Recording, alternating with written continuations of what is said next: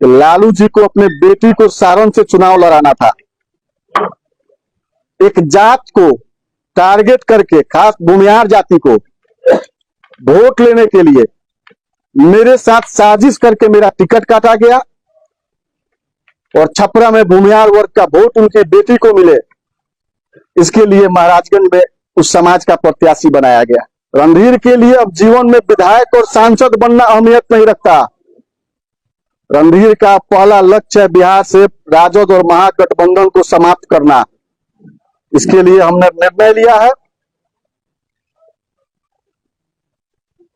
कि आने वाले जो 6 तारीख को हमने नामांकन का अपना बात कहा था, हम 6 तारीख को नामांकन नहीं करेंगे। कुछ ऐसे नेता हैं इस जिला के जो जाति का नाम लेकर गाली देते थे, लेकिन राजद में रहने की वजह से, महागठबंधन धर्म का पालन करते हुए हम चाह कर भी कुछ बोल नहीं पाते थे। वैसे लोगों को आज आप लोगों के माध्यम से हम बता देना चाहते हैं, अब हम स्वतंत्र हो गए हैं और जो जिस भाषा में समझेगा उसको मजबूती से उसी भाषा में समझाने का हम काम करेंगे। आने वाले 14 तारीख को 7,000 से ज्यादा अपने समर्थकों के साथ दिन में 1 बजे जनता दल यूनाइटेड के कार्यालय में हम लोग सब जदयू का सदस्यता ग्रहण करेंगे। आप लोग जानते हैं मैं पिछले 10 साल से राष्ट्रीय जनता दल का सदस्य रहा हूं और दल के लिए ईमानदारी से क्षेत्र में लगातार काम किया हूं, लेकिन दल के द्वारा मैं अपने आप को ठगा हुआ महसूस कर रहा हूं। हमारे समर्थक, हमारे पिताजी से जुड़े हुए हर वो मेरे अभिभावक, नौजवान भाई लोग पिछले 4 साल से दल का झंडा लेकर महाराजगंज में घूमने का काम किया और अपने पैकेट से पैसा खर्च करके पार्टी को मजबूत करने का काम किया, लेकिन अंतिम समय में महाराजगंज सीट कांग्रेस के खाते में दे दिया गया।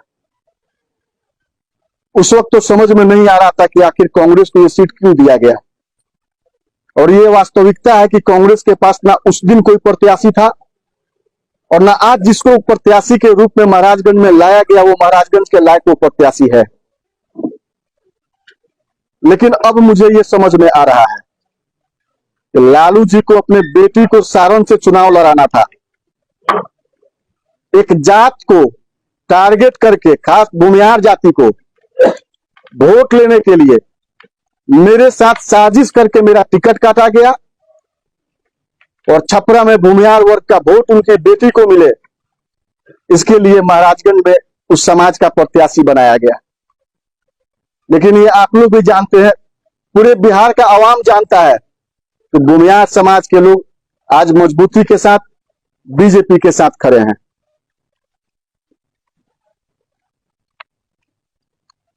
पिछले 28 तारीख को मशरक में हमने एक जन आशीर्वाद सभा का आयोजन किया था। लोगों का कहना है कि उसमें 25,000, 30,000, 40,000 तक लोग आकलन लगा रहे हैं कि लोग आए हुए थे। हमने अपना बात उसमें भी रखा था, लेकिन उस सभा में जितने भी लोग आए थे सबका यही मांग था कि हम लोगों को चुनाव लड़ना चाहिए, और ईमानदारी से बोले तो मेरा भी मन था कि हम निर्दलीय चुनाव लड़ें। लेकिन मंच के माध्यम से कुछ मेरे अभिभावक लोगों का ये मांग हुआ कि ये कमेटी का गठन हो जाए, और हम लोग सब मिलकर कमेटी का गठन भी किए, जिस कमेटी में लगभग 25 सदस्य का नाम दिया गया। वो सभी सदस्य लोग आज हमारे साथ आपके सामने बैठे हुए हैं। उनका नाम आपको बाद में दे दिया जाएगा, उनका क्या ओहदा है वो दे दिया जाएगा। और ये लोग पिछले 5 दिन से महाराजगंज लोकसभा क्षेत्र के 14 प्रखंड में गांव गांव में जाकर लोगों से मिले। महाराजगंज के आवाम का ये मानना है कि रणधीर को चुनाव लड़ना चाहिए। हर जाति, हर समाज के लोग हमारे साथ मजबूती से खड़ा है, और जो हमारे सदस्य लोग हैं इन लोगों का भी ये कहना है कि नहीं, चुनाव हम लोग लड़ा जाए। कल 3 तारीख को हम कमेटी के सभी सदस्य लोग के साथ बैठकर बात किए उस बैठक में स्पष्ट रूप से इन लोगों का कहना है कि नहीं, हम लोगों को चुनाव लड़ना चाहिए।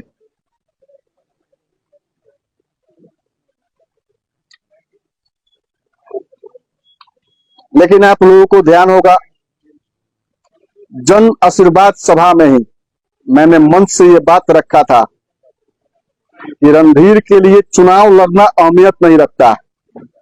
रणधीर के लिए अब जीवन में विधायक और सांसद बनना अहमियत नहीं रखता। रणधीर का पहला लक्ष्य है बिहार से राजद और महागठबंधन को समाप्त करना। इसके लिए हमने निर्णय लिया है कि आने वाले जो 6 तारीख को हमने नामांकन का अपना बात कहा था, हम 6 तारीख को नामांकन नहीं करेंगे।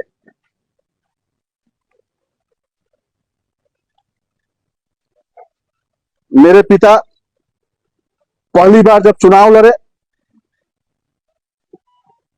निर्दलीय के रूप में विधानसभा मशरक से चुनाव लड़े थे। हर जाति, हर समाज, हिंदू मुस्लिम मजबूती से उनका साथ देने का काम किया लोग। और आज भी महाराजगंज लोकसभा क्षेत्र में हर सभी जाति, सभी वर्ग के लोग, हिंदू हो या मुसलमान, मजबूती से मेरे और मेरे परिवार, मेरे पिता के साथ खड़े हैं। अभी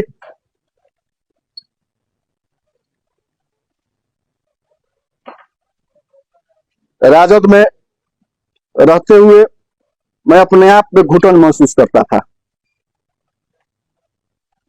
कुछ ऐसे नेता हैं इस जिला के जो जाति का नाम लेकर गाली देते थे, लेकिन राजद में रहने की वजह से, महागठबंधन धर्म का पालन करते हुए हम चाह कर भी कुछ बोल नहीं पाते थे।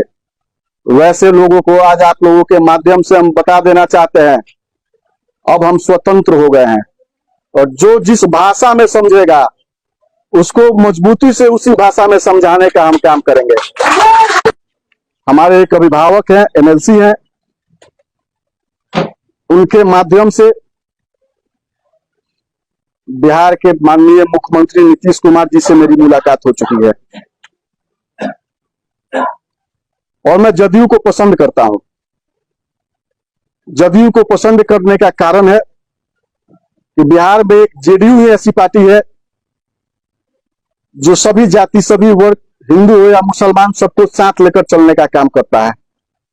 बिहार को विकास का एक ऊंचाई देने का काम जेडीयू के द्वारा किया गया है। और जब मेरे पिता शुरू में निर्दलीय लड़े, उस वक्त भी हर वर्ग के लोग साथ दिए और बिहार में सभी वर्ग को लेकर जब नीतीश कुमार जी चल रहे हैं, तो ये हमने फैसला किया है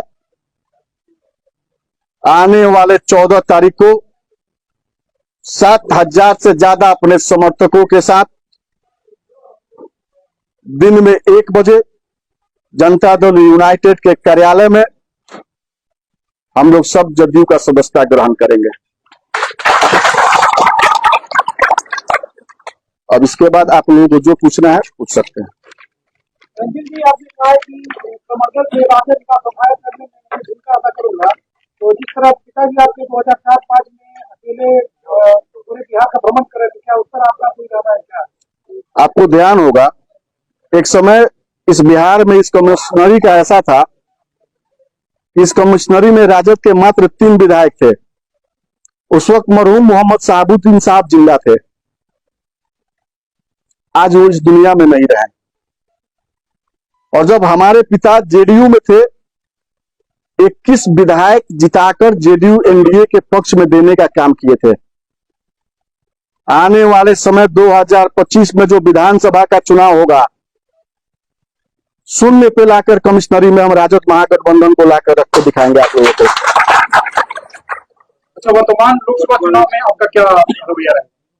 ये तो स्पष्ट है। हमने जब खुलेआम बोल दिया कि महागठबंधन को हमको हराना है और महागठबंधन को हराने के लिए जब हम स्वयं चुनाव नहीं लड़ रहे हैं, अपना 4 साल का मेहनत, अपने अभिभावकों का दबाव, नौजवान साथियों का दबाव होने के बाद भी जब ये बोल दिए कि चुनाव नहीं लड़ेंगे, महागठबंधन को हराना है, तो महागठबंधन को हराने के लिए चाहे जिसी का भी मदद करना हो, जिसको भी जिताना हो, हम लोग जिताने का काम करेंगे। रणधीर जी, एक सवाल है, आपने की मीना प्रहार जी जो वो राजद से दुखी हुए और वो चुनाव में खड़ी है, क्या आप उनके मदद के लिए भी इस बार पार्टी ने ऐसा क्यों किया? देखिए, हमारे साथ जो भी लोग हैं, हम जहां रहेंगे वो वहां रहेंगे।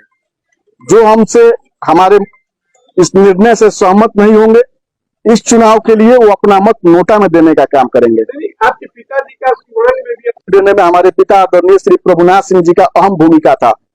आप जानते हैं, पिछले 8 साल से वो जेल में बंद है। YouTube पर सब्सक्राइब और Facebook पर लाइक जरूर करें।